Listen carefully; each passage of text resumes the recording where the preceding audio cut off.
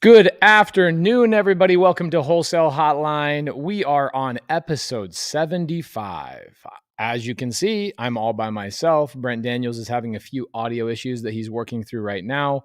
And Jamil Damji and myself just left our projects out in the middle of Phoenix. And I know Jamil will be here any second if he's not already coming in. So welcome to Wholesale Hotline. Today, we don't have, there he is. Today, we don't have any other guest other than myself, Pace Morby, Brent Daniels, and Jamil Damji. Today, we're going to be focusing on getting your questions answered.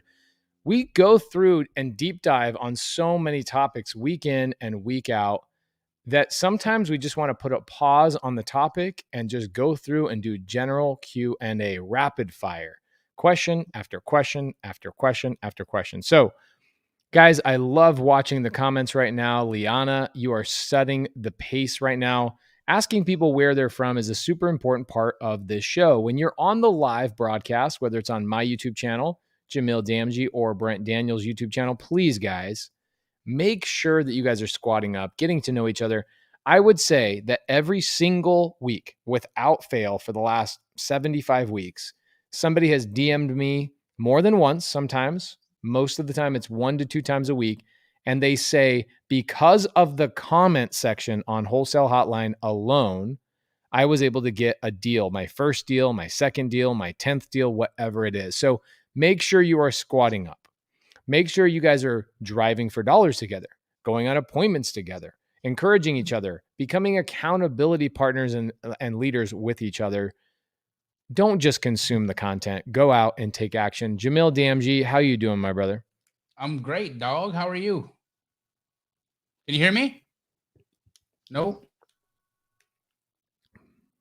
Can you hear me? Well, it might be that I'm the only one that has volume today. I don't know what the deal is, but for some reason, I can't hear you. You're pausing pretty significantly. Weird. Yep, I can't hear you. I'm so sorry. I've turned my volume up. I've tested all that.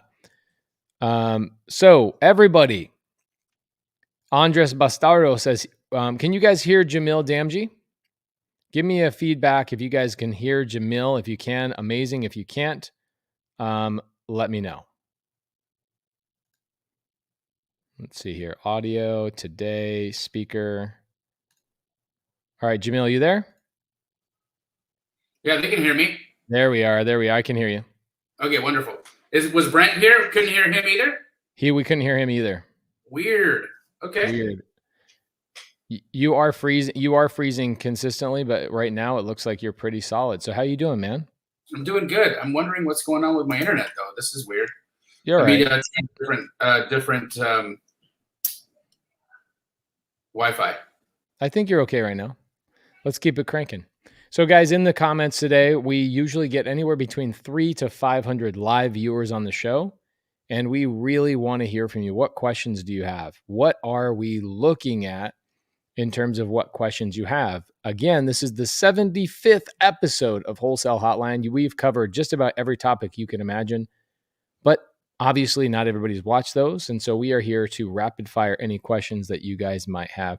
Jamil, do you ever have people, check this out. Drillano says, y'all reading the comments? Yes, we are. Hold on. Brent Daniels is calling me. Jamil, I'm going to give you the show for just a second. Brent's calling you. Tell us what's up. Awesome. My net is slow. Yeah, I'm not sure what's going on here. We shouldn't have slow internet. I'm actually hardwired in, so I really don't understand why I have slow internet. It's super weird. But I hope you guys can hear me okay. Let's get some questions going on, guys. If you have any questions in regards to real estate investing, wholesaling, buyers, sellers, lead gen, comping, whatever it is, ask away.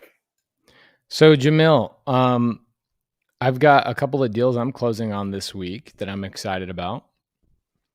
And one of them came from a TTP student down in Yuma, Arizona. There he is, Mr. Brent Daniels. Hey, there he is. We can hear you just fine. How you doing, brother? Fantastic. Aloha. Is my internet any better now? Your face is frozen. My face is frozen. Okay. But we can hear you just fine, so let's keep it cranking. Brent Daniels. Yes. I think you usually start this show with a nice quote. What do you got for us Yeah, today? I've got it here. This is, so if you run the tape back a few weeks, Jamil talked about this mastery book. And if any of you, if you or Jamil suggests something, I'm going to jump right over it, right on it. And this is a small little book, but it is absolutely impactful. And I love this because you talked about this last week. It says, before enlightenment, chop wood and carry water. After enlightenment, chop wood and carry water. And I always thought that was an interesting quote, right? It's an interesting thing to say. It's like, what does that mean? It means like always be a learner, always be an apprentice, always be, I think about this in the terms of a real estate entrepreneur, and it's really about, constantly listening to things, constantly be surrounded by people doing more than you, constantly be reading and interested and having that curiosity on how to just get better a little bit more, or a little bit happier, or a little bit more fulfilled, or as this says, a little bit more enlightened. Jamil, I'm talking about the book that you suggested here. Before enlightenment, carry water, chop wood and carry water. After enlightenment, same thing. Chop wood and carry water. And I thought that was really good. And I think that this is, he talks about in this book, it's a really good section where he talks about how, we kind of slip out of resolutions, or we slip back into what he calls homeostasis. Right. And this is what you were talking about, Jamil. And I think it's so powerful. And this book really kind of opened me up to the fact that, we naturally, just wherever we're at in life, we've been this way for a while, right? We're in situations, we've been in family, we've been around friends, we've been in certain cities or towns, we've done certain things that keep us in homeostasis. And when we want to go out, especially people that are coming from a different industry or a different job, or maybe they're young and they're just getting out of school, or they're still in school, and you're trying to become a successful business person and a successful real estate investor. Well, the thing that pulls you back is this homeostasis, because you start getting uncomfortable. You start feeling things psychologically, even physically, that are pulling you back into that comfort zone that you're kind of at, right? Even though you might be uncomfortable where you're at financially, or you feel like you need more resources and you need more, financial means, and you want to push for that, there's things pulling you back to homeostasis. So you really have to fight that. And he says here that say that after years of hacking around in your career, you decide to approach it in terms of the principles of mastery. Your whole life obviously will change, and thus you will have to deal with homeostasis. So I think that that's really, really, really important, that any of those major changes that we want comes with a lot of uncomfortable situations. And it's being comfortable in those uncomfortable situations and making something new for yourself. And that takes time, and that takes consistency. And that's why he says it's not the goal. It's all, and everybody says it, but it's the journey. It truly is a journey. And to be a master, you're always a student. And I loved it. So thank you, Jamil, for that suggestion. It's phenomenal. Awesome. I took a lot from that book too, Brent. And I think what you really honed in on was that constant concept that we will always try to go back to what was comfortable, even if it was uncomfortable. Even if what we go back to was, and that happens in abusive relationships. Yep. Again, not to throw any shade on people that don't leave abusive relationships, because they're very difficult. But what makes them difficult is that you're so scared to leave the abuse because you don't know what you're going to go into. Yep. So you stay in that terrible spot. And that happens. That happens to a lot of people. People that it's known, right? The unknown is very scary. The stepping out there and failing and being around people that don't necessarily see the same vision that you have. It makes it difficult, but I think, and Jamil, as well as I do. I mean, we have different students around the country that are in incredibly difficult situations, and they still are making it happen. They're still pushing through that homeostasis so that they can get into a place where, they're building wealth.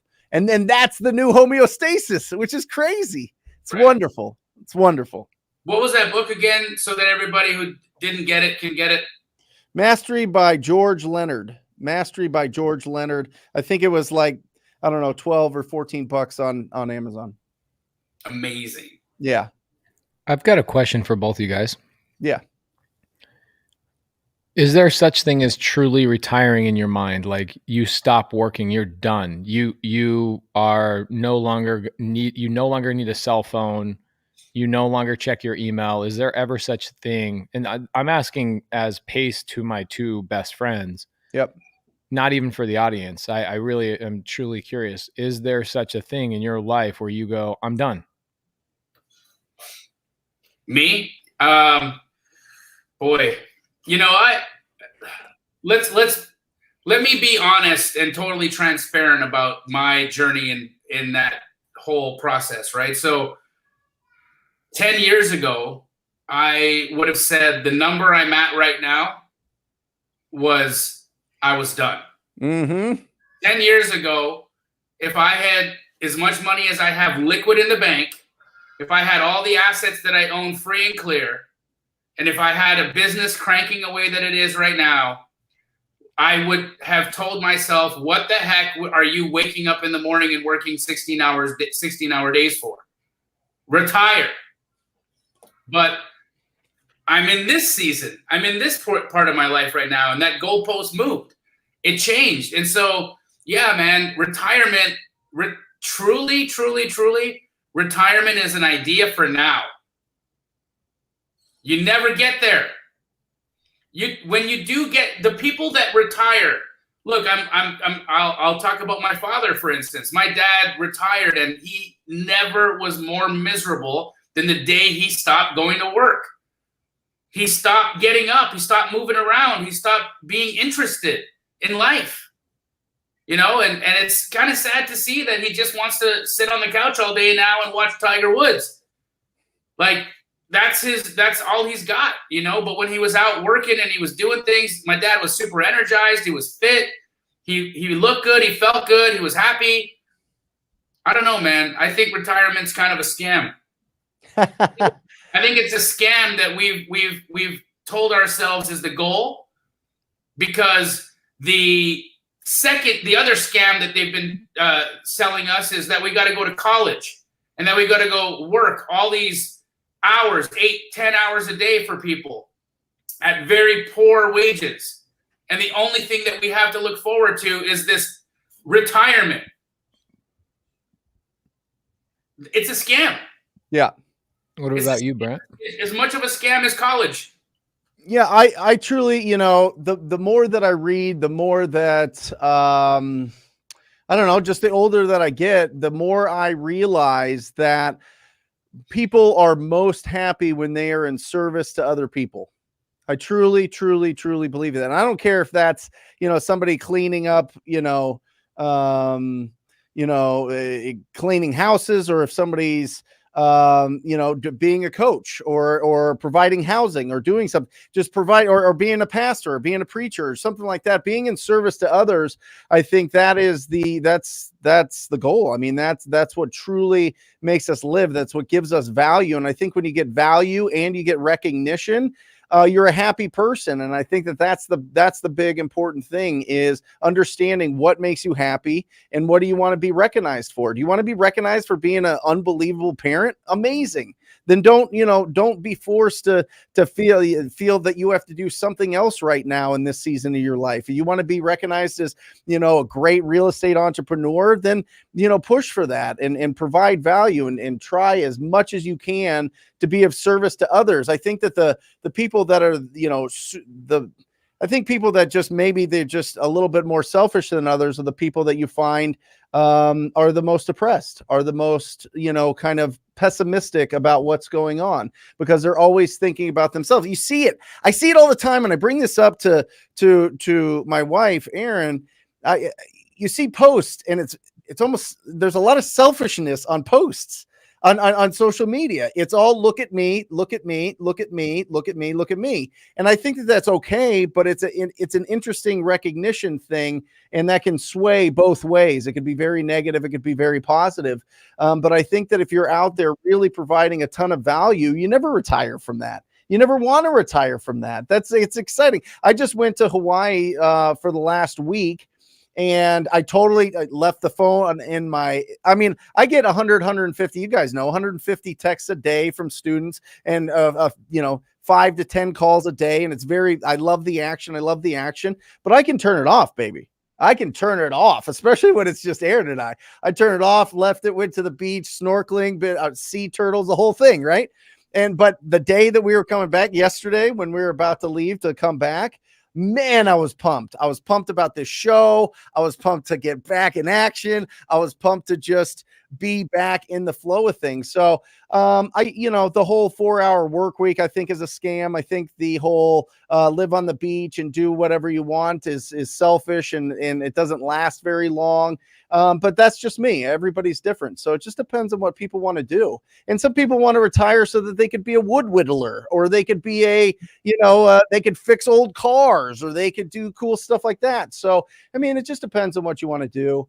But I think being in service to others is the most incredible feeling ever. And being in real estate wholesaling, we get to work with the people that are in the toughest situations, and we get to solve the biggest problems. That's why we get paid 10, 20, 30, 50,000, $100,000 a deal, because that's the amount of value we're providing in that situation. So, I think that it's just a wonderful life. I think real estate gives us the opportunity to really help people that aren't getting served, especially with what we do in wholesaling. And I think being a coach is the most fulfilling thing that I could be. I wanted to be an elementary school teacher. I wanted to be, a teacher going to NAU. They had a great education program. I started out in that, and I was like, I don't know. I got to go into business, and I was able to blend both, which is really exciting. So be in service and doing the things that long-term are going to make you happy, and be in relationships that support you and love you and want you to do those things. I think that's the key.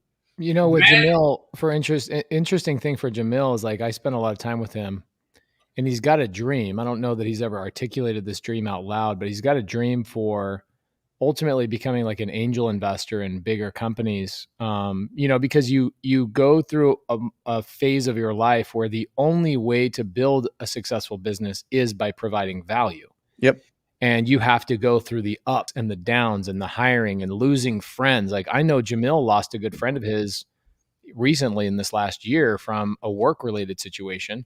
And that's part of being, growing a big business, right? And things change, you adapt, you deal with things and all that kind of stuff. And ultimately, just to retire, just to be done working after you've like gone through all those trials and all those tribulations, you just quit.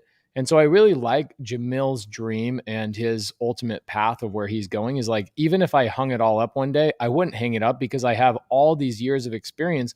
I would just go into businesses, be an angel investor, and be like the godfather where they could come to and say, all right, we're at this phase of our business. What did you do when you were at this phase of your business? So you don't go through all these years of experience and turmoil of figuring out how to provide value to the marketplace just to hang it all up. You know what I'm saying? Like, you can't just hang it all up. And last night on Sunday Service, my creative finance podcast, I had somebody ask, Pace, are you living your ideal life right now?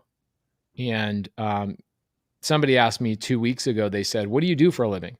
And it was really weird. I tried a new thing. I didn't say, I do creative finance, I do this, I'm a real estate investor. My answer was, I'm retired. Because I truly am. I do feel like I'm retired. I am doing I'm excited. Just like Brent, you went to Hawaii. Isn't that so ironic that you go to Hawaii and on your way home, you can't wait to get back to work?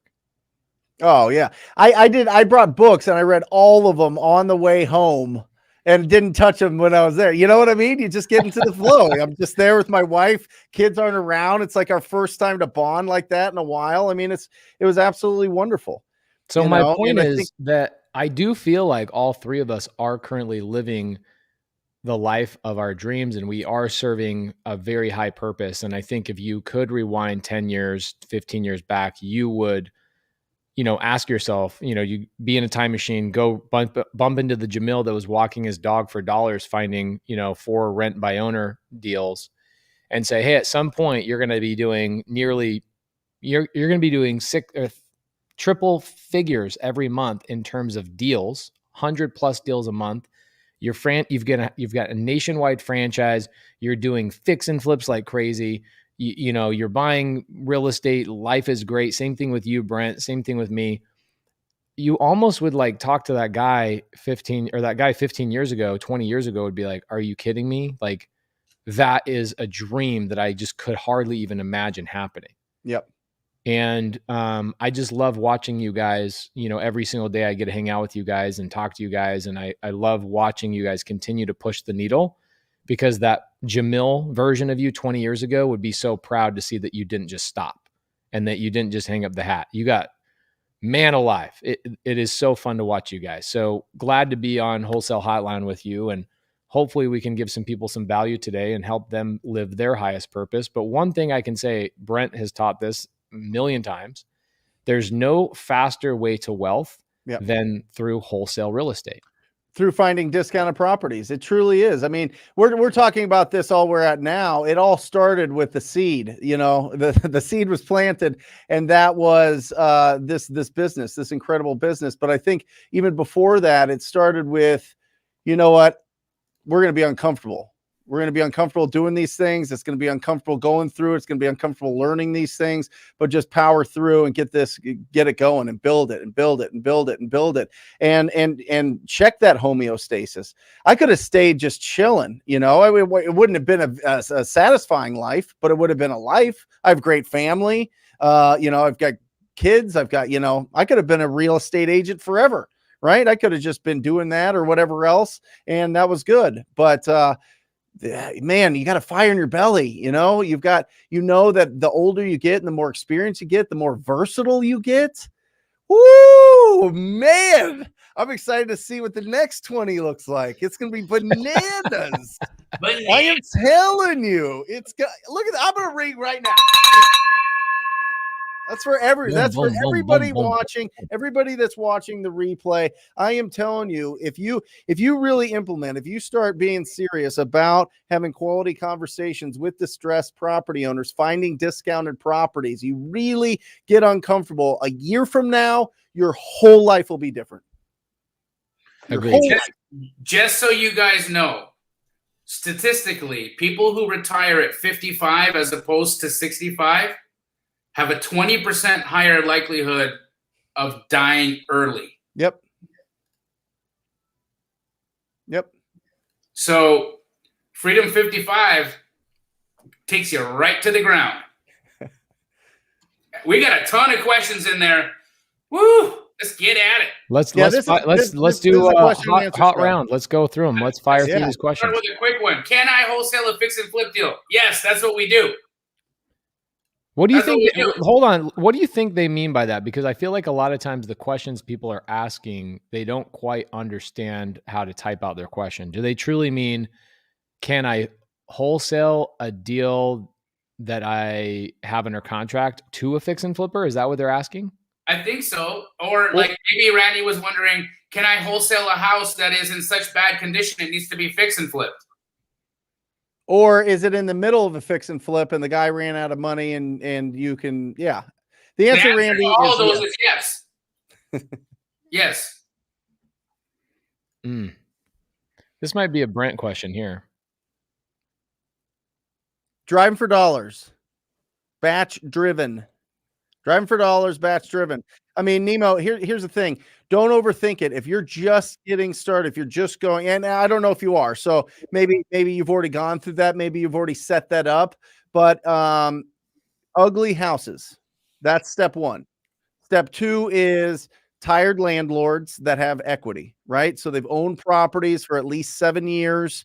They're in good areas that people are wanting to buy. And I always suggest you go for a price point of above 150,000.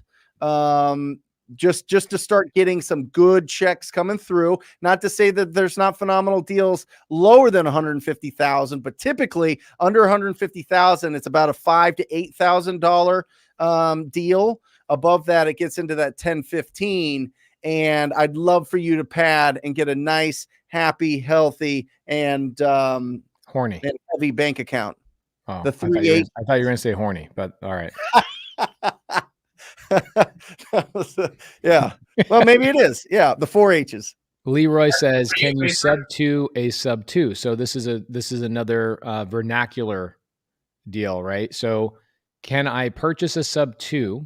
Yes. Can I then sell that again? That I guess you could ask this question multiple different ways. So let me unpack this real quick. Give me 2 minutes. Can I assign a sub 2? Absolutely. I just bought a mobile home park from a TTP student in Yuma, Arizona, 35 unit mobile home park. Seller was asking full retail. I paid full retail. I'm paying a $30,000 assignment fee on a full retail deal to a TTP student. So, who's the student? I don't actually know the student. The TTP student worked with my student, Stephen Crawford. Okay. So one of my students reached out to a TTP student and said, hey, any dead leads you have, any trash leads you have that you don't know how to, negotiate on the seller finance or sub 2 side, let me help you. And they squatted up together, right? They followed our teachings and they squatted up together. So we're acquiring the deal at full retail. It's a deal that I'll cash flow probably about $7,500 a month on that one deal. $7,500 a month on one deal. That's pretty dope. Could I then assign that deal so I could assign and assign and assign? Yes, you can do the same thing. Now, I think the question he's really asking is, could I then sell or finance that? You don't sell it on a sub 2 again. Sub 2 means taking over the debt at the par value. So if the seller owes 200 grand, that means I'm buying it for $200,000 and I'm giving the seller maybe $3,000 or $4,000 in cash. That's a sub 2. Okay. If I buy that on a sub 2, I want to make a profit. So what I do is I then sell it on seller finance at 250 or 300 or whatever. And now I have $100,000 in equity that I collect payments on every single month. So yes, absolutely. So a deeper dive on that. Where would you guys go to find that deeper dive? I would go to either my YouTube channel, youtube.com/PaceMorby, or go to Sunday Service, which is also on youtube.com/PaceMorby. Every Sunday, 7 p.m., we break down creative finance for the last 21 months straight. Woo. Every single week for an hour and a half to 3 hours every Sunday, all about creative finance. Did you see they called it subception instead of inception when you sub to a sub 2? Subsession, yeah.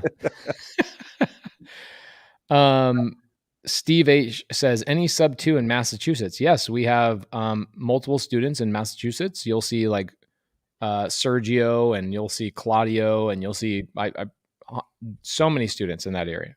So Boston, Mass, I have a lot of students there. So squat up with them. You'll actually see Claudio in here quite a bit. This is probably a Jamil question. What is the best way to get started in wholesaling, but on the disposition side? So King Edward, the key here would be to bring a buyer to the table, right? It is an absolute bold-faced lie that many educators basically sold for years and years and years, that if you get a deal, the buyers will come. And if the deal is good enough, they will knock down your door. It's not true. They won't know who the hell you are. You can have the best deal ever, and if you aren't doing active lead gen for buyers, if you're not actually doing the disposition side and have a good understanding of that, your deal won't sell. Not only will it not sell, you won't have the skills to get the deal across the finish line. A true person who is skilled in dispositions not only understands how to bring a buyer to the table, but how to get a deal closed. Just because you've got an assignment and earnest money in the title company doesn't mean the deal is closed. You still got to get that deal across the finish line. What would happen if every contract that was ever contracted actually turned into real money? Would every wholesaler have been a billionaire by now? Possibly. But King Edward, what you want to do is create relationships with buyers. Yeah. All right. You have to focus on going out, finding cash buyers. So what are some ways that you can find cash buyers? Well, first and foremost, I would be mining the MLS every single day for new listings, properties that appear to be flip properties, right? Properties that are, you can tell just by the listing that they have been fully renovated, they're staged, they're vacant, there's no clothes in the closet. This is absolutely, it's owned by an LLC. This is a flip property. Skip trace the owner of that LLC, reach out to them and make them your next client, right? And do that every single day. Do that for all of those listings. The next thing I would do is go find buy and hold buyers. Where do you find them? Go to Zillow.com and go check out all of the for rents on Zillow.com in your area right now. Look at which of those properties are owned by LLCs. Skip trace those LLCs at batch skip tracing. Use the code SQUADUP. Skip trace those LLCs. Reach out to those buy and hold buyers and add them to your list. If you can create a buyer's list with buyers that are ready to hear from you, that know you're going to be sending them opportunities, that have connected with you, that know your name, that will respond to your email, you will have 100% better chance of selling a deal than an acquisition wholesaler that went and contracted a deal and hasn't done any work on the backside to sell their deals. And I'll tell you, 90% of wholesalers that are out there doing lead gen are doing just that.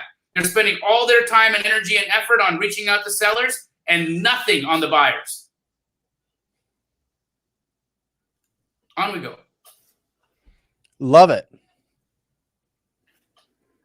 Let's see here. Here we go.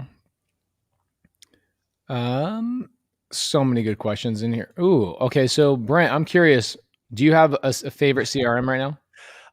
Yeah. Well, listen, I mean, it's not like out there because Rafael Cortez built it, right? And Rafael Cortez built the sickest CRM ever. Now it costs $6,000 for him to build it, so it's not for just starting out. But I used when I started out, my CRM was, can you get those accordion binders? It was just an accordion binder. I would print out the lead, put it in, it's right there.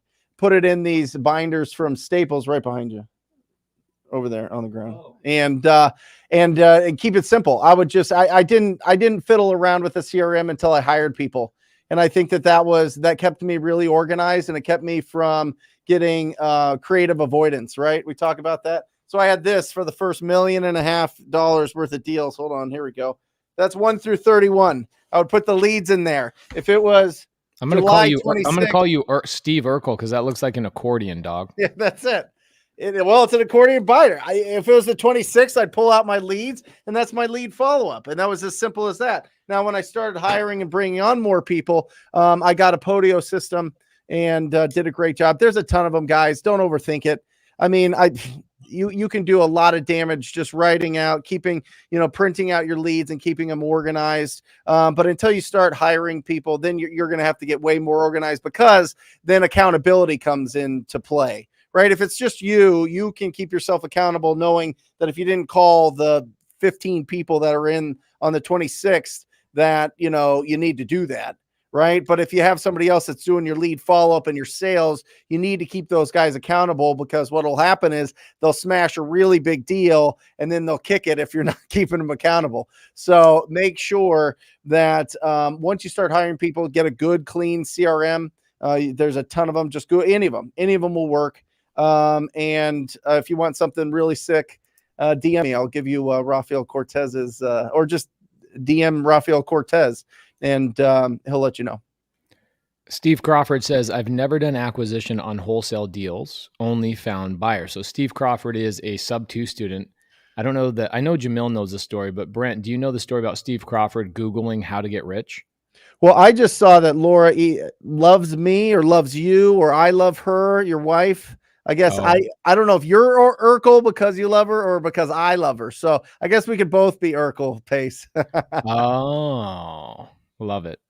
So no, but go ahead. Sorry. Steve Crawford is a student of mine. Last year, he basically got overlooked for a job promotion, and he got so fed up with it that he went to Google and he Googled how to get rich. Nice. And Google says, get into real estate, dude, you idiot. Yeah. So he goes to YouTube, and YouTube says he says how to get started in real estate, pulls up Steve Trang's podcast. He watches a handful of us, and then he gets set on me. He joins my mentorship. And a week later, he learns just go to wholesalers and say, give me access to your dead leads. And so he goes and finds somebody that has a manufactured home under contract in Yuma, Arizona. And he structures a deal with a seller at 0% interest and I think 0 down. I can't remember exactly. And that was a year ago. He's been making $1,100 a month net income on a deal he got within 2 weeks of starting real estate. Awesome. Fast forward, he's going to be my partner on this mobile home park that we're closing this week. And he doesn't go to sell it directly to sellers. He goes to wholesalers and says, let me help you revive your dead leads. I'm paying him and a TTP student. I think they're splitting the assignment fee somehow, but he brought the deal to me. I go, I want that. I'll buy that deal. So I pay them a $30,000 assignment fee for the deal at full retail. And I go, Steve, I really, enjoy working with you. We've done multiple deals together. I want to bring you on as a partner on my mobile home park. And so now Steve stays on as a partner in the mobile home park. He'll get a monthly check every single month from that deal. This is all never having to directly communicate to a seller. And now Jamil is better at teaching this method of, never having to really talk directly to the seller. My team and my company talks about how to revive dead leads, right? Yeah. No equity, or maybe the seller wants too much money. So guys, I would say the number one problem with real estate is that there are too many ways to succeed. Yep. There are truly too many ways to succeed, and that somebody will start down a path for a week, and then after a week they hear somebody else's podcast and they deviate from what they were starting on. And then 3 months later, they find out they've tried 9 different strategies and they go, real estate's too hard. Right? Right? I want to just show something real quick here. So I don't know if you can see this or not. Can you see this? Is it too bright? It's just, there it is. There it is. Yeah. All right. So guys, just like Stephen Crawford, sorry, this is so janky. I apologize. But just like Stephen Crawford, we don't do any seller direct deal. Brent, what's the deal count at the top there?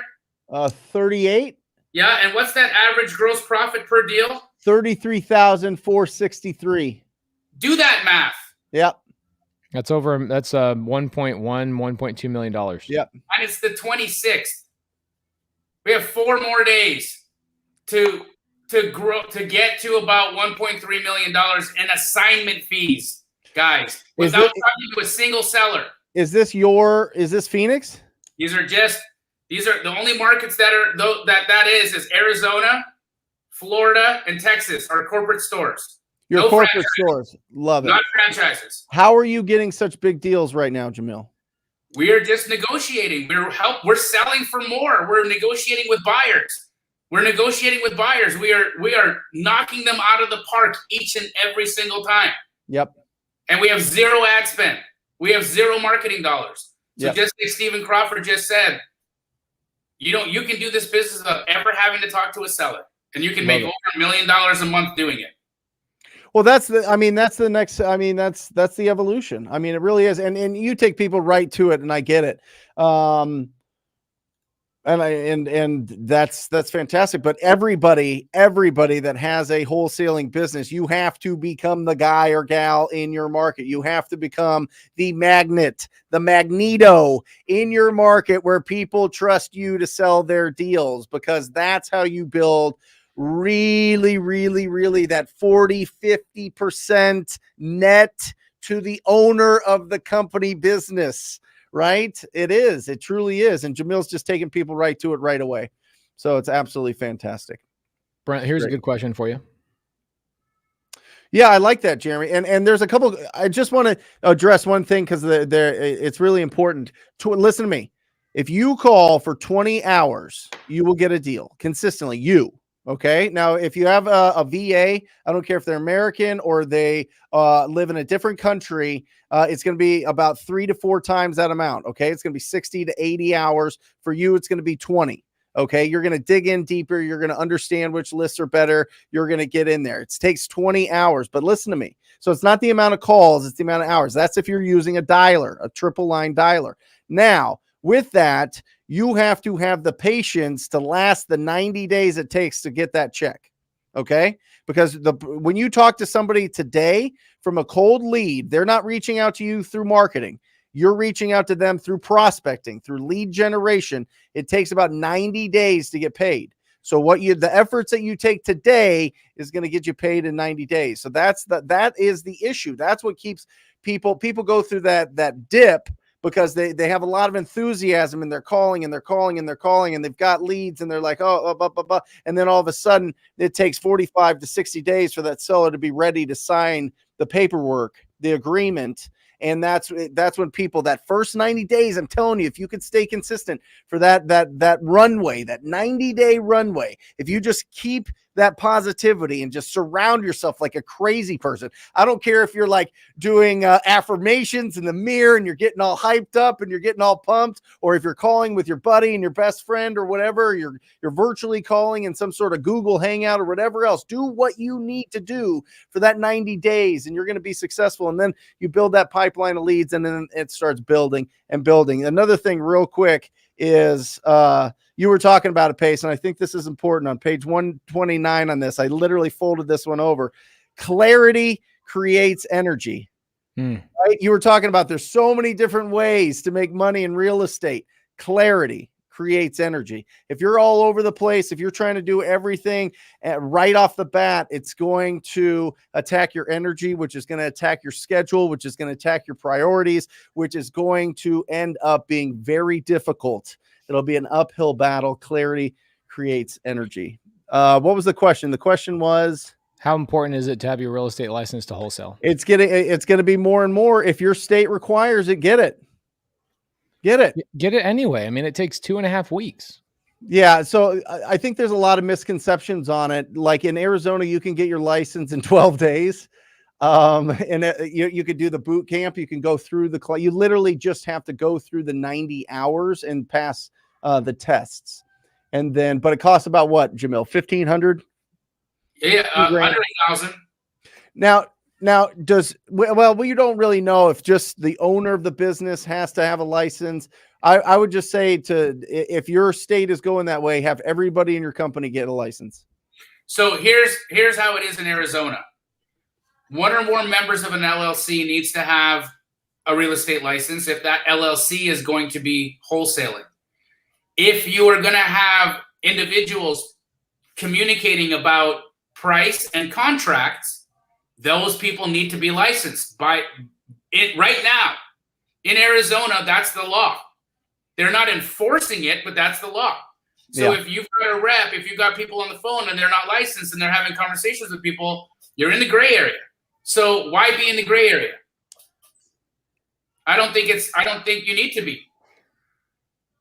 Hey, and Jamil, I think it's a recognition. I think people are recognizing that wholesaling is like a legit, it's the real deal. It's a real thing. And they want to, it's just like, and this is a really obscure kind of reference, but I'm a really big UFC fan, and the UFC couldn't go to a lot of different states because they thought it was barbaric. So they started putting rules in place, different things that they could and couldn't do, different weight classes, different things. And now they can go anywhere, and it's grown and it's bigger and it's better and it's cleaner and it's smoother. I think the same thing is going to happen with real estate. It's kind of a weird, obscure analogy, but I think that's kind of what it's at right now. Right now we're in the no weight class. Everybody can kick each other in the nuts and poke eyes and do whatever you want. And to clean it up, you clean it up, and people make more, and it'll be really, really right. Right now we're in the world of YouTube versus UFC. Yeah. Legit. Yeah. Hey, Jamil, I would like to request that you comp a property for me. I just got a deal in my text message. I have no idea who it came from. But I get these all the time. And in the very beginning of the show, we had multiple people say, I'm confused by comping. I need help. So Jamil is going to be doing a screen share for us, guys. and he's going to comp a deal. He's going to show you how quickly he can comp a deal. Also, Jamil does a comping show every Sunday. I actually watched it yesterday. I was putting together a desk in my office, and I said, you know what? I'm not going to sit here and listen to music.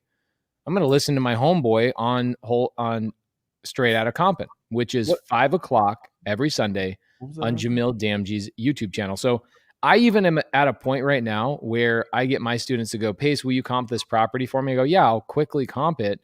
But you guys really should be watching Jamil's show and becoming a master of comping. The guy comps more properties. I hang out with him 8 to 10 hours a day.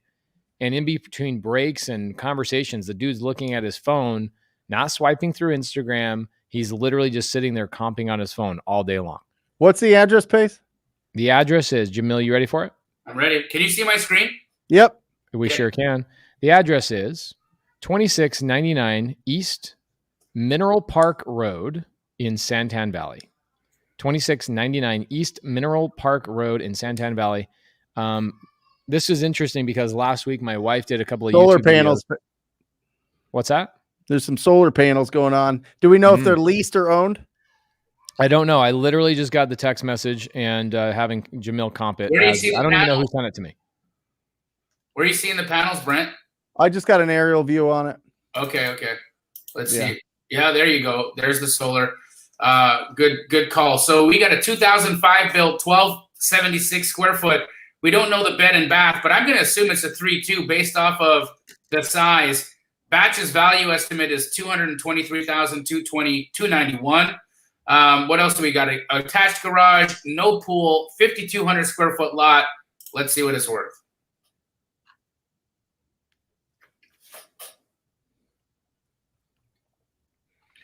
So first and foremost, I'm just going to change some filters around here. Guys, don't pay attention to what I'm doing and changing the filters. I just want as much data as possible. So I remove as many filters as I can so I can get more data points. I just want to see more. That's the reason why I do it. There we go. Look at that. Super full. So let's zoom in. Next door neighbor's a decent comp too. Awesome. Our subject property is the Blue Balloon. Next door we have awesome. Sold in 2021. It just sold, and it's a 3-2, 1,430 square feet, which means that we can use it because it's within 200 square feet of our subject property. So let's just see what that dollar per square foot is. Sold at $300,000, and there's 1,430 square feet. That's $209 a square foot. If we multiply that by the 1276 that we have, that takes us to an ARV of 267. 267. Okay, so can I take your screen share off because I want to highlight something that you talked about earlier today. Sure. Well, right before you do that, I just want to point one thing out. You guys, the reason why I'm going to say that the ARV on this is 267 because there's nothing here. Yep. There's nothing here that's higher. So that's it. That's my ARV, 267. Are there any actives, Jamil? Not that I can see. No, everything looks sold. So there's 0 actives there right now, which means that there's a lot of opportunity for a deal. People want to buy there. People want to buy. Okay, so I'm gonna show you and highlight something that I think is super important. We talked about it earlier at the show, where people have a hard time selling their deals, right? So why is it? Let's have this conversation. I have no idea who sent me this deal. Hot new off-market deal. Pics are attached. 260 to the seller. Text back if you're interested. This won't last long. Yeah, because you're going to cancel on the deal. 260 and the ARV is 267. No, if you're buying that property, let's just round up to 270 as the ARV. You can probably go up to about 200 is the maximum purchase price on that house. 200. Jamil, can you just touch a little bit on solar panels? Solar panels are making the deal more difficult because often what ends up happening is the solar panel is on a lease. If the solar panel is on a lease, then the person who's buying that property has to qualify. Even your cash buyer. Your cash buyer is going to have to qualify for a solar lease, which I can promise you 90% of them aren't going to want to do it. They're not going to want to go through that brain damage of having to qualify for qualifying for a solar lease is as hard as qualifying for a mortgage. No joke. I just bought a house in El Mirage, and they ran my credit. You know what I mean? Like, in the butt, right? Yeah. So that, and also the buying pool for your fix and flip client that buys it and renovates that house, when he sells it, that property is also going to need to be sold to someone who's going to qualify for those solar panels. That lowers the amount they can qualify for on their mortgage because that's a brand new payment that they've got to add to their loan. So it reduces their debt to income ratio because it actually acts as more debt. Jamil, when you get people sending you guys deals like this, because this is a fresh deal, just came into my cell phone, okay? Instead of being rude to these people, like I've seen so many people be like, oh, you don't have a deal or whatever else, is there a magic phrase that you use to go back to these people? I just simply said, thank you for the opportunity. I see an ARV of 267, which means I would pay 220 max. Please keep sending me opportunities and also send me your name. Is there anything else that you would send to this person? I think what you sent to that person was absolutely perfect. Got it. That's how I would respond to that message. Okay, so good question in the side comments, okay? And this is an interesting thing. I really want you guys to understand that you can go into Straight Outta Compton, which is Jamil's show on Sunday. It's one of the smartest shows ever. Nobody's doing this ever because I don't think anybody comps as well as Jamil does. So let's go into this real quick. It's about that exact comp, okay? And I really, really want Jamil to answer this, so I have to find it. Let's see. We got over 400 people live right now, guys. This is great. Come on. Great. She said what it was. Oh, here it is. Cara Erickson says, curious how you come to an ARV total without seeing the interior of the comp. What if the comp is not updated? So the reason, and that's a great observation, Cara, great observation. The reason why I'm assuming that is going to be a renovated house, it's the highest sale there. It's the highest sale there. So I'm not going to waste my time going and looking for something else because if that's the highest sale, it's the highest sale. Renovated or not, that's the highest sale that at that square footage that an appraiser is given. There's no 300s there. So I'm going to use that as my benchmark. That's going to be my anchor. Now, I bet you if you go and look at that property at a different website, maybe not Batch, but if you look at it on Redfin, it'll probably be updated. In fact, why don't we just check it out? What's the address again, Pace? 2699 East. Let me put your screen back up on there. At least your screen's not sharing anymore. You might want to share your screen. Okay. 2699 East Mineral Park Road in Santan Valley.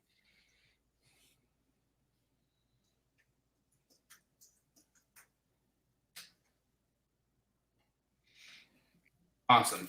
T-Town Extreme says, Jamil never stops Straight Outta Compton. I love it. And then Benjamin Fabella says, how did Jamil get his wholesale price off or from the 267? So if you go back and press the rewind button, Jamil found the highest comp within a couple of 100 square feet of our model match. He figured out the price per square foot. 270. And then he went back to the other our house and he multiplied it by the square footage. That's where he came up with the price. Yep. But there are no pictures of this house online. I do have. You want pictures of the actual house? I'll send it to you. Yeah, let's see. Well, let's see them. Can you just share? It's in the Dropbox. Yeah. No, not the actual house. I want the pictures of the comp. I don't have pictures of the comp. There's no pictures of the comp. But again, you can assume that it's an updated property because it's the highest sale there. It's the highest sale there. Oh, Dario. Good to see you in here, Dario. Dario's a sub-2 student. He says, he means, how did he come up with the offer price from the 267? Jamil, do you mind sharing? How'd you get the 200? So what I've done is I went for my astro flipping students. I went and looked at every major market in the United States, and I went and traced back what percentage of ARV cash transactions are happening. And the ratio, the percentage of ARV that you could buy would be different if you were in Florida or if you were in Arizona. Now, for me, I know in Arizona, I can buy at 75% of ARV for that type of product. And that takes me to around 200 grand. That's how I figured it out. Not rocket science. Cool. And Kara, just to clarify a little bit, that takes into consideration some repairs there. Obviously, if you see the pictures of the property and they've ripped out all the cabinets and all the toilets are gone and the flooring's all destroyed, you're going to have to adjust that a little bit, or a lot of it, based on the condition. Correct, Brent. My 75% is for a cosmetic remodel. If it's a full gut remodel, I'm going to be slightly lower than that. I'll probably be closer to about 65% of ARV for a full gut.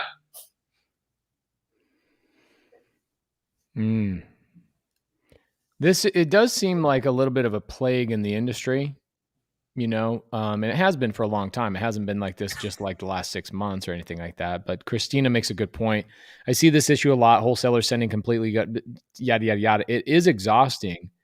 But I can tell you that just like anything else, persistence is key. So my wife actually helps us find deals for our fix and flip business. So my wife is reaching out to wholesalers all the time.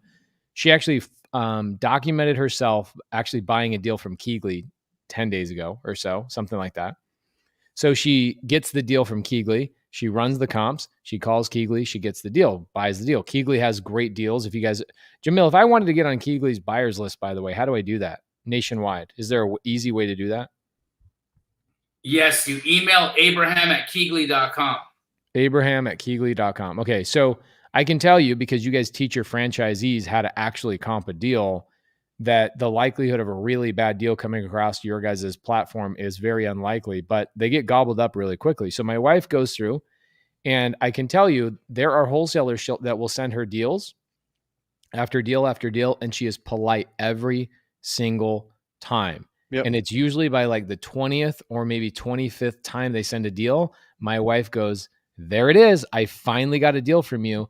And all of those, good job, keep going, here's the comp, all of those attaboys finally pay off. So guys, the best thing to do when you get a wholesaler that sends you a bad deal is to give them good, solid coaching and positivity, because that's the community that we're trying to build here. It does get exhausting. It is frustrating. It is something for us to, we have fun teasing these people behind their back. But at the end of the day, let's keep coaching everybody on how to actually find good comps. And I imagine Christina does a good job of that as well. So let's keep that. Can I speak to this real quick, though? Yeah. I think she's making an assumption that everybody is a fix and flip investor. It's not true. I'm telling you, we are selling to people that will fix that up and live in it. Yeah, that's and now a good they're point. Walking in with equity. We're selling it to people that are going to put that in their portfolio. They're going to fix it up and put it in their portfolio. The fact is, supply and demand matters. If there's no properties for sale in a neighborhood, you push value. That's just what it is. It's not going to make sense for us. We wouldn't buy them at those prices for what we want to do, but different buyers have different strategies. I think that, to get bigger deals, you have to put it out there and see what the market tells you. The market is right. The buyers are right. If there is somebody for it, they will get it. If not, then they won't, then it won't sell. And, sometimes people lock it up too high, and I get it. And that is a problem. And then they have to go back and talk to the seller, or worse, ignore them and just do, not communicate with them effectively. That's the issue. But the issue of people pushing values, I mean, we're pushing it at like 90% of ARV on some of these areas, Jamil, because it's going to retail buyers that are getting private funds. Huh? Yeah, like a hedge fund. Yeah, or whatever. It could just be somebody that this is the next door neighbor to their sister, right? And they've been waiting for this house forever, and now it's popped up and it's not on the market, and they don't have to bid against 15 other people, and they would love to go in there and take this little charming cottage house and turn it into like their dream home and put the sweat equity in there and live there forever. You just don't hallucinate and assume that that every buyer is going to be a fix and flip investor that needs to make a certain percentage of return. Test it out. If it doesn't work, put it out at a new negotiated price, but just make sure that there's room in there. Don't lock up deals hoping for that. You just want to make sure that that you're taking care of the seller first, and you can move the deal, and then put it out there and get a massive deal out of it. Why not? Jamil and Brent, Tanisha Epps, one of my she is an unbelievable student of mine. Little known fact about Tanisha, she has a Lego addiction. Her entire house is full of Legos. So but we do love her. She's unbelievable. She's one of these students that like memorizes where all of we have done 1,200 Zooms in the last 14 months in sub 2, right? We're always hanging out. We're always whatever. And we're in these Zooms. Like I did 15 hours over the weekend of live training with the students. And when students are in the comments on Zoom asking a question, Tanisha is like sprinkling them of exactly where to find their answer inside of our vault, which is amazing. So Tanisha is amazing, amazing. And thank you so much, Tanisha. So her question is, and I want to pose this to both of you because I want to see what both your guys' answers are. Yeah. Would each of you please talk about your offer price rules for wholesale and how do you calculate maximum allowable offer? Mine, very quickly, is we go off of a rule of thumb, very similar to what Brent and Jamil are going to say to you. But our favorite thing, honestly, is before we even get a contract, we reach out to buyers that we really like and we verify our price, because it is amazing to me how things will actually change, or maybe we miss something or whatever else. So beyond that, because that's not the answer anybody wants to hear. People want to hear a calculation. They want to hear something they can write on their wall. And when they're on the phone with the seller, they can look over at that wall and go, okay, 70% of ARV minus repairs. Is there a very quick calculation that you guys use to come up with MAO, maximum allowable offer? Yeah, Tanisha. Go ahead, please. No. I'll set the stage and then you can clean it up. How about that? Tanisha, it really depends on if you're pulling a price out of that seller first. It really does, because if you're going in blind, I suggest you go 66%. If it's over 250,000, if it's under 250, you throw out 50%. And these are for properties that are in really rough shape.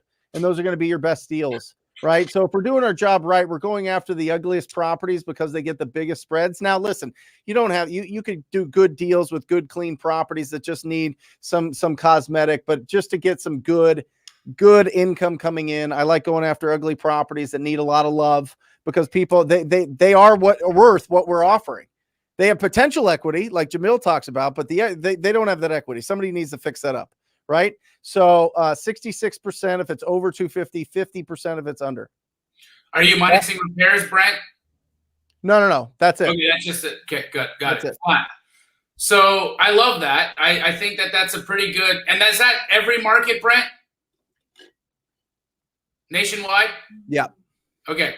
So my answer is a little bit different, because I'm dividing my markets into two types.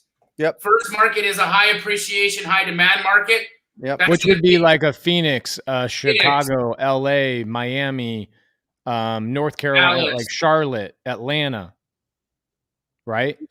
Yes. Not so Okay. much Atlanta, because the houses are a little bit older there and they need a little bit more work. But yes, it would be Atlanta if Atlanta's houses were in better shape. But high appreciation, high demand market, essentially for cosmetic remodels, we're at 70% of ARV. If it's a full gut remodel, 50% of ARV. Love it. And guys, ARV, are you just pulling Zillow, or are you pulling I'm actually comping it. Just comping it. Just comping it. Yep. So the question is 66% of what ARV, Tila. So ARV, whatever you come up with, ARV. Mm-hmm. Yep. And then if I'm in a low appreciation, low demand market, like Akron, Ohio, or Columbus, or Indianapolis, again, great places, but they're low appreciation markets. People, they don't appreciate at a high rate. They have great cash flow, but their investors are not banking on appreciation in those markets. In those markets, they tend to also be pretty rough with respect to how much work is necessary to be done in the homes, and their lower price points. Yep. So you'll buy a $50,000 house that's going to need a $50,000 remodel, right?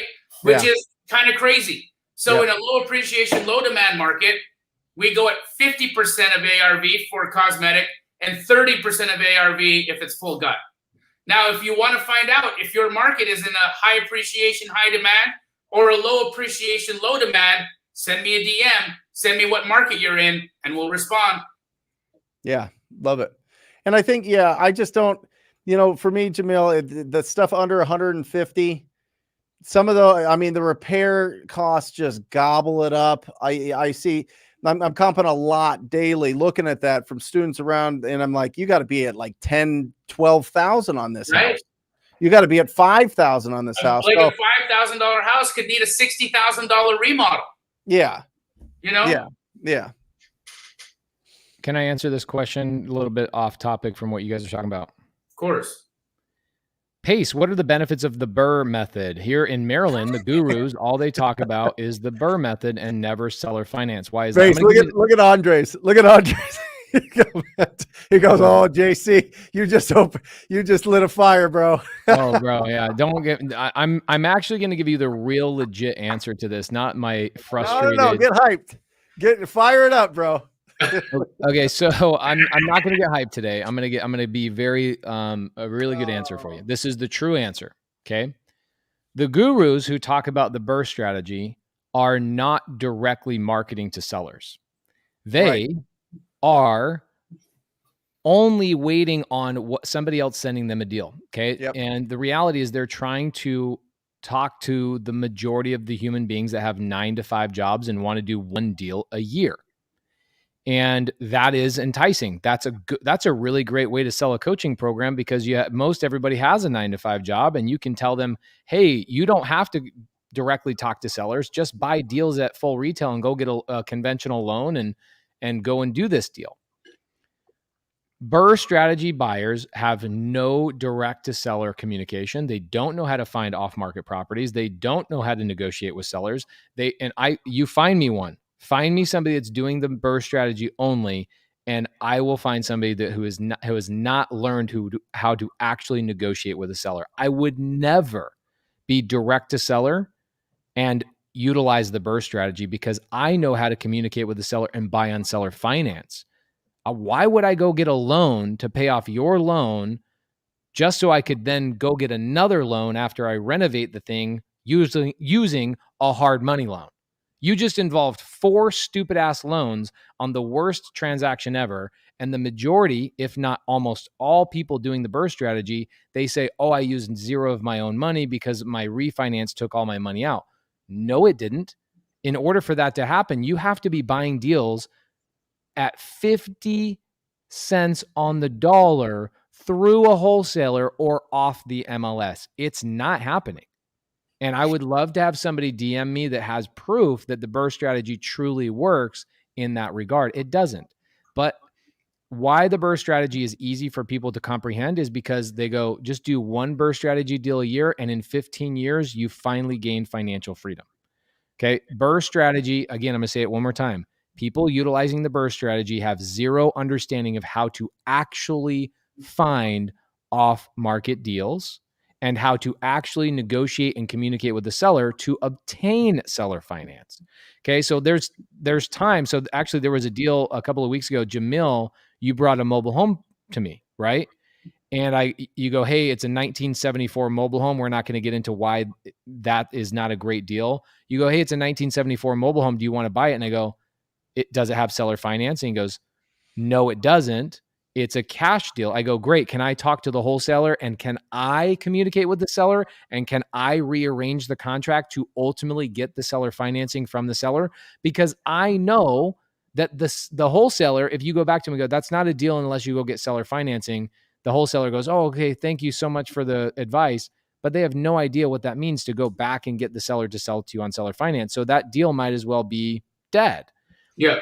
It's the same thing with the Burr strategy. Is if somebody sends me a deal, the only thing, because I have no direct communication with the seller, the only thing I can do is go get a hard money loan, buy the deal, go through the freaking renovation utilizing private money. So there's my second loan, just to then go and get a refinance, just so that refinance is 35% down on my refinance loan.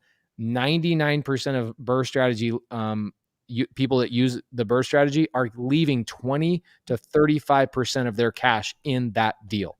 Okay, do you want to know why? It's in the name itself.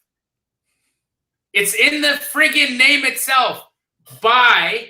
What does Burr stand for? Buy. Renovate. Hey, guys, hold on a second. Letter number 2, renovate. Why do you think they say renovate? Because you have to spend money to add value, to create new value out of that piece of shit property. If it was a real deal, it would have had equity in it the day it was bought. Correct.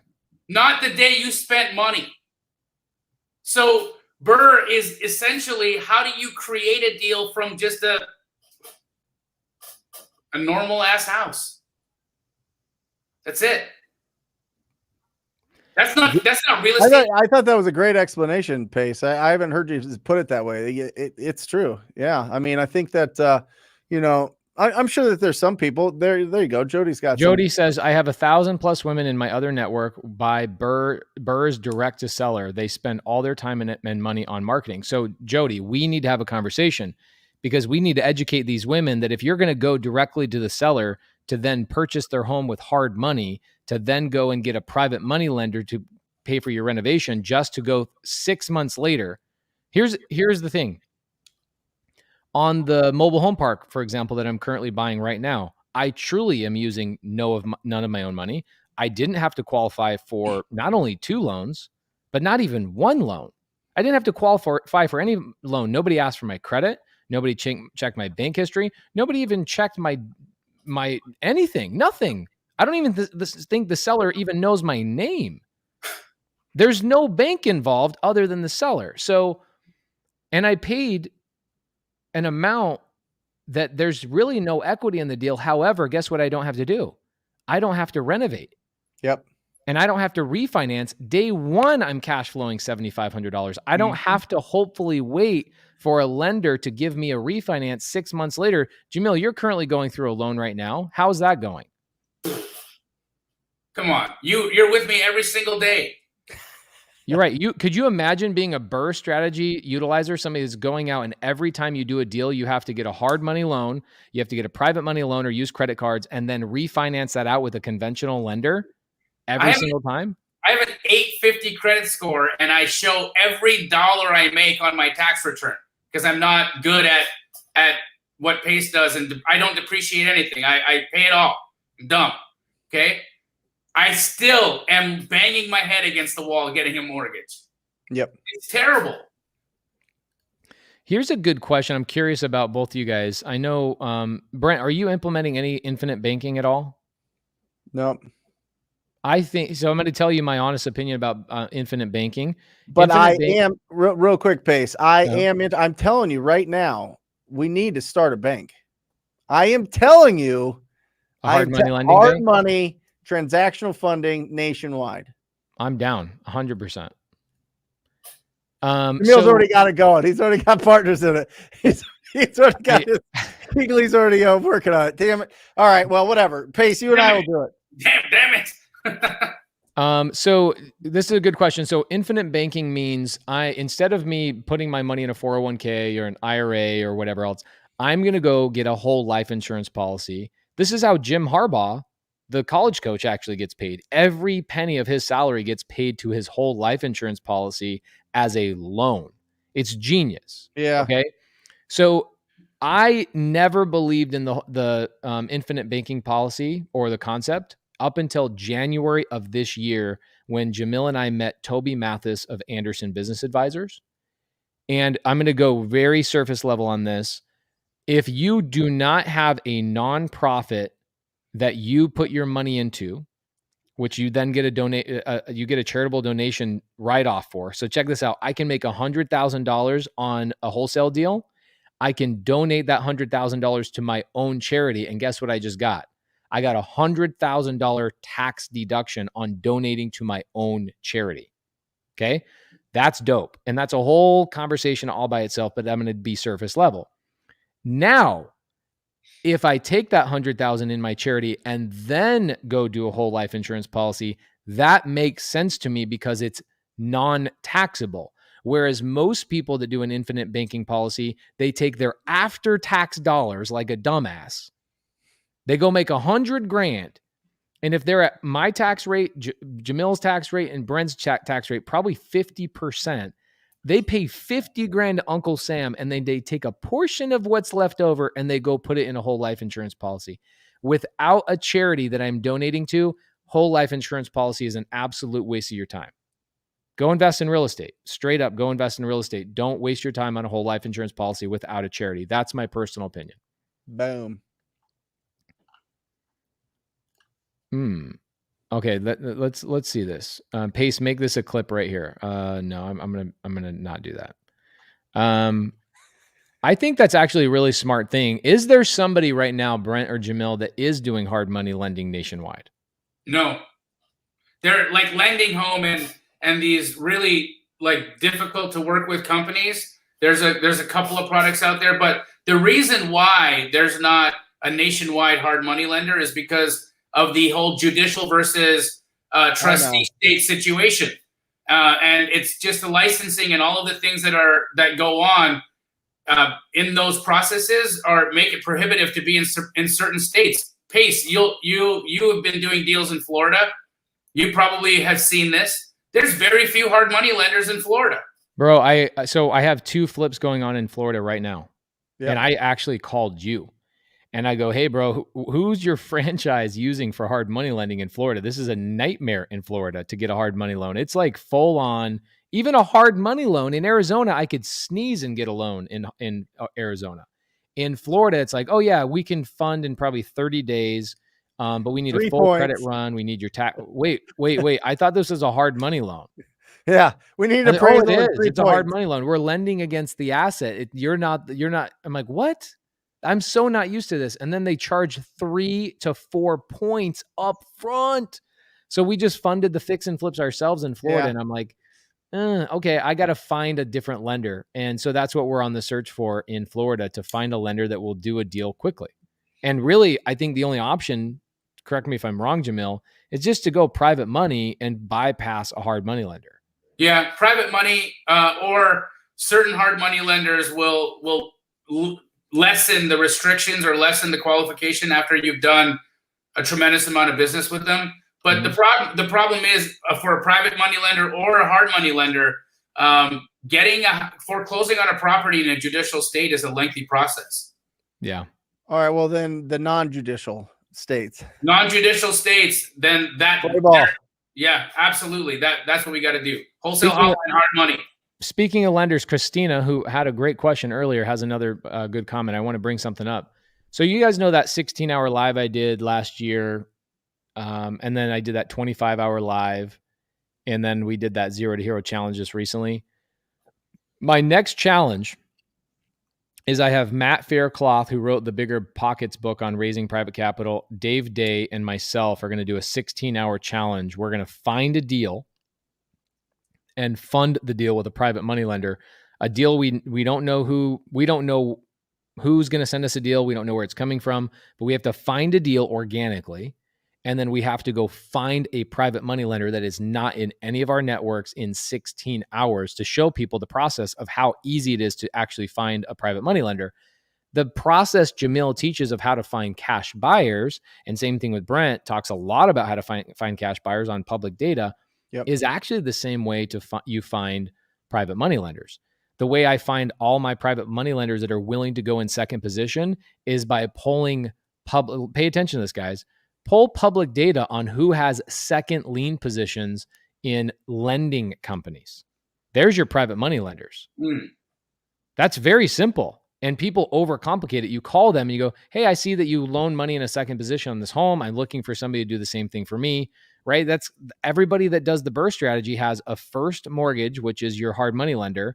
And then they have a second gap funder or somebody who brings the construction money. That person is a private money lender in second position.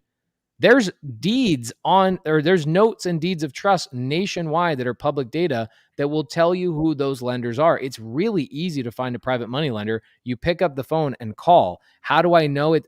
Why is it so easy? Because they've already told you that they're a lender. You can actually pull up the entire note. You know, like right now, if I give you one of my addresses, you click on one of my addresses on Maricopa County records, it'll pull up the note from my lender and it will show you the terms, the name of my lender, what my percentage, what my payment is. It's all public data. It's not hard to find lenders. It's just as easy to find a cash buyer. It might even be easier to find a lender than it is to find a cash buyer. So we're going to do that as a 16-hour live sometime after Jamil and I finish the TV show. There's a question I keep seeing here. People are wondering, what would your assignment fee be if you use those flat ratios, 50 or 70% of ARV? Okay, so Miran, the answer to that is going to be a little bit more complicated than just a straight number, because it's going to depend on who your buyer is, first and foremost, right? So if your buyer is a fix and flip client, on average, you can at least expect to make around $10,000 if you're using that flat rate strategy. But as you've seen, I showed you guys earlier in today's call, our assignment fees are much higher than $10,000. And the reason for that is who our buyer pool is and what type of deals we're selling to them. And so you can really have a much higher assignment fee if you sell to a buy and hold investor than if you're selling to a fix and flip investor. You might have an even larger assignment fee if you're selling to a hedge fund that's planning to just buy and keep. So that's definitely going to be a product of who your buyer is, but at minimum $10,000. Miran, just text me. You know that. This is a TTP student. We talked today. Are you guys, Jamil, are you guys taking down any of those properties? Are you guys taking them down and just selling them to those hedge funds or to some of the iBuyers? Yep, we're doing that. And it's like not the iBuyers, but small hedge funds. Yes, we haven't been selling to the iBuyers, but the hedge funds, yes. Why not the iBuyers?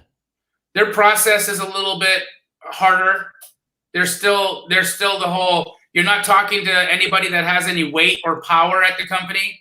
It's an agent, and they're very much treating it like there's no relationship there. No. We haven't been able to create meaningful relationships with the iBuyers, but we definitely have been able to create meaningful relationships with the hedge funds. Awesome. Yep. Ooh, you know who might be a really good guest on a show? Is bring in a hedge fund, somebody who manages a hedge fund's acquisition department. I've got 2 people that would probably be willing to come on the show. Do you guys have anybody in mind that you think would be good to come on the show? That'd be great. Yep. Yeah. I'll work on that because I think that would bring a lot of value to people, just bringing that person on and specifically talking about what's the process and how do they look at it and how to submit deals and all that kind of stuff. This one's good. BW Park has asked this a couple of times. Cody Barton just walked into the building, by the way. He says hi to both of you guys. This is one of my favorite things about Brent. And I agree with this comment right here. Brent, I heard you once say, what sources of information are you taking in? Entertainment, education, or instruction? Beware of the difference between influence versus manipulation. That's right. Please expand on that. Yeah, well, it comes down to really a lot of words getting thrown around here, but spending versus investing, right? And that has to do with not only your finance, but more importantly, your time. That's what really matters. There's Cody looking good. Look at that guy. Man, what a handsome devil. What is he, Swedish? He's just like a handsome Swedish model. Come back, Cody, come back. Anyway, the difference, listen, if you entertainment, typically for the most part, unless you're in the entertainment business, it is you're spending your time. He's a movie when you're getting education and instruction, you are investing your time, and there's a big difference there. And investing, your energies, where do you want to put them? And are you spending them or investing them? Investment gets something in return. You're going to get something. Something's going to stick in your brain that's going to change you. You're going to be a different person tomorrow than you were today. You're going to be a different person in 5 minutes than you were 5 minutes ago, right? So it's just the difference there. So whenever you're looking at something, the most popular things are always going to be entertainment, right? These are the things that put us into a different world and we get to escape reality and we got to live there. I think that if you're looking for somebody that is going to be a mentor, a coach, or whatever else, you have to see, are they giving me instruction? Are they giving me education? Or is this entertainment? Do I want to be around them and be like them because of the fancy stuff that they have and the success that they have? Or do I want to be around them because they can get me results and get me there faster? there's a big difference between mentorship and coaching. There's a big difference between manipulation and influence. And that's what's really important to understand is, what do you want? If you want the entertainment and you want to be that, then go with that. That's cool. That's where you're at. And most people target 18 to 35-year-olds because 18 to 35-year-olds like that stuff. So, just understand that, when you are watching YouTube, when you're reading a book, when you're listening to a podcast, is this entertainment? Is this instruction? Or is this education? And that'll really help you to determine what you want to do, what path you want to go down, and how far down that rabbit hole you want to go. But I highly encourage you to go for instruction, because instruction's what you do, and that's coaching, and that's showing you how to get better and how to get better faster. Awesome. Nope. What up, bro? That. Hey guys. How are you doing? Oh, I'm doing great. It's good to see you guys. Where'd you come back from? Where'd you come? You're all gold and toasty. Colombia and then Costa Rica. Amazing. Did you guys have a fun time? Oh yeah. Yeah, it was great. Tarantulas? No tarantulas, some raccoons, some monkeys, and some iguanas, and some of that stuff. Fun. Were you working when you were abroad? Yeah, we did the 0 to hero thing. That 3 weeks of Matt really headed up that challenge, but I was on a good 12 of the 15 days of that. Between I was in like 3 different states and 3 different countries in 3 weeks, and I was on the 0 to hero thing for 3 weeks.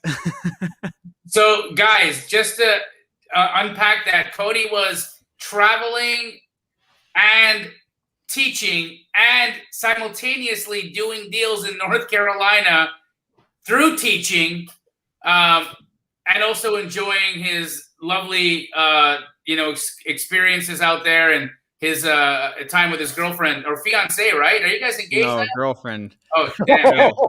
Still not there yet. Jamil, come on. Cody's like 20 years old, bro. Come on. I want everybody to join the club. As I see Jamil asks, like, when are you gonna have a baby? Or like, that's like stuff that like Pace and Laura, they're like, when are you guys gonna have kids? I'm like, what? Like 27.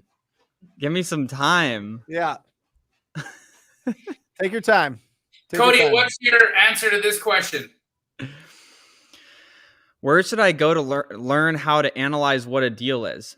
So yes, no, that's what I was already going to say. I was going to say you're on the right guy's YouTube channel. Jamil, go to his YouTube channel. Straight Out of Compin is exactly where I would be going to learn how to understand what a deal is.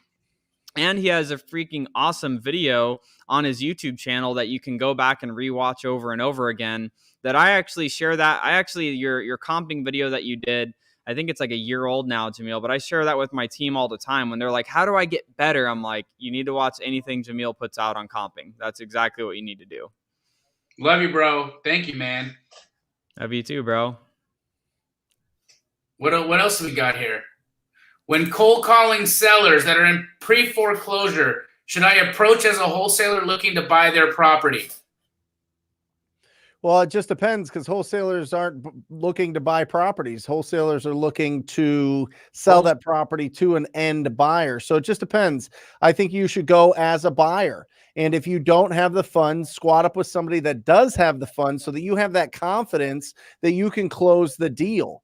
Because, or just tell them that you're going to be wholesaling it, but it's just a different, it's an awkward situation when people have a timeline that is very definite on when their property will go to auction. Now that, the forbearance is loosening up and we're going to start seeing some foreclosures. It's not some avalanche. It's not some, crazy thing, but it's going to be, I'm talking, that's what my Wednesday show is all about. 10 a.m. Pacific Standard Time. We're going to be talking about how to do deals with pre-foreclosures and how to go after those after they start getting loosened up. So for in-depth Wednesday, 10 a.m., join me on my YouTube channel. live show, question and answers. Cody, you guys have been doing some virtual deals, right?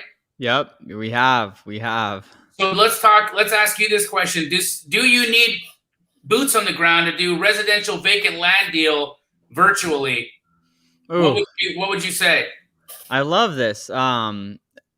So, I mean, it's great having boots on the ground regardless. If you're going to virtually wholesale, having boots on the ground is like the cheat code. Like that's like you get to expedite the whole process of, getting deals done in a different market. I mean, when we went into North Carolina during the 0 to Hero challenge, it was literally the first day was, how do we find someone in this market, that knows what buyers buy, what buyers don't buy, what zip codes buyers don't buy in, and if I find a deal, has buyers that will buy my deal. And that, that was where we reached out to Keegley for that. And it's like, okay, now we already have our buyer taken care of. So now we can just go and find deals. So yes, having boots on the ground would be helpful. I think regardless, whether it's a vacant land deal or whether it's a single family home, I think, regardless, the first deal I ever did in in the investment space where I did everything, from start to finish myself was a land deal in Phoenix. And it was a lady that had inherited it. And there were other homes being built in the neighborhood that were new builds, just spec builds that were, being put up by other investors. I got it under contract and I called the new builds that had just been built, the sellers that built them. And they're like, yes, I am buying more lots there, and sold the deal, but you don't have to even have that step if you have the boots on the ground. Brent, Cody, Yeah. You guys know Zach Ginn? Yeah, Yes. that's a CTPer for sure. I love that guy. Yeah. What do you guys think about having him on Wholesale Hotline? Love it. I'll set it up. Let's get it up. Let's make it happen. Yep. Thanks, Sergio. Great request. Zach's dope. Let's get him on here. He does a lot of good stuff. Well, that's our time. That's our time, guys. That's our time. We have Cody, Brent, myself, Pace in the background. You guys don't know how much we love bringing this show to you guys week after week after week. Honest to God, it's one of the most energizing things that I get to do. And why is that? Because watching you have the opportunity to change your life through wholesale real estate is energizing, empowering, and literally what I think I was put on this planet to help do. Like Brent Daniels, like Cody Barton, like Pace Morby, Matt Beard, and everybody else that is tirelessly trying to teach you guys this craft. We want to see you succeed. We want to see you stay consistent. And we want to see you next week. That's right. It. Good night. Love you guys. Have a good night, everybody.